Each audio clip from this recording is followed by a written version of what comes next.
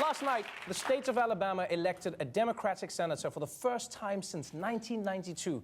And this happened for a few reasons. Ideological divisions within the Republican Party, suburban moderates turned off by President Trump. And apparently some people don't like accused kitty touchers also. But there was one really huge factor that you can't ignore. Doug Jones was able to pull off this stunning upset with the help of a special coalition of voters in Alabama, African Americans. The biggest factor was huge African American turnout. Black voters were a bigger share of the vote yesterday than they were in the 2012 presidential race. They turned out more for Doug Jones than they did for Barack Obama. You just can't put a finer point on it. Wow. Doug Jones is bigger than Obama? I mean, not in every way. Let's not kid ourselves. But Democrats in Alabama rarely got out the black vote. They were probably, it was easy for them because they've got like the posters half made, so they just put those things out.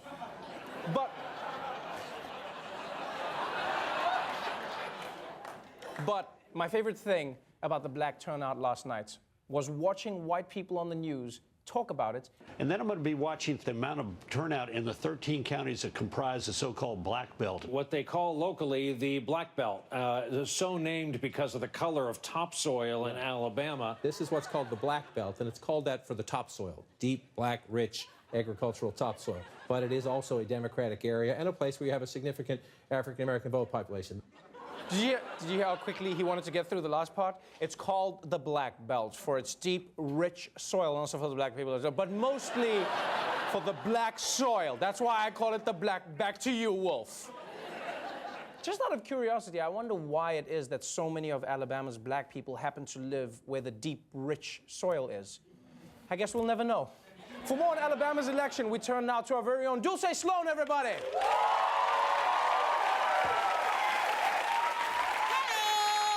So, Dulce, big turnout last night by black people. Not just black people, black women.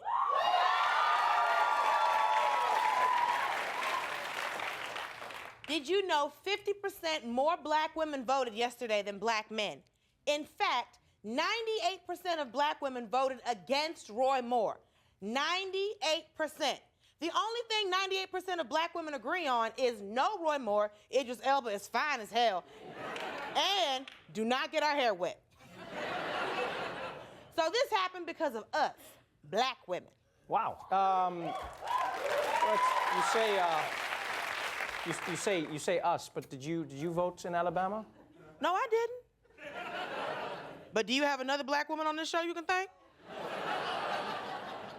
So on behalf of all black women, I'm taking a victory lap, but these titties don't run. And you know what, Dulce, people are saying thank you to black women. Online you saw it. It must be nice to see black women's contributions finally recognized. Yes! Yes, it is! We've been through so much. And you're welcome, white people, you're welcome. But let's be honest, we didn't do it for you. We did it for ourselves. No black woman cast her vote going, this one's for Scott. Scott. So if you really want to thank us, how about y'all change the laws to make it easier for us to vote?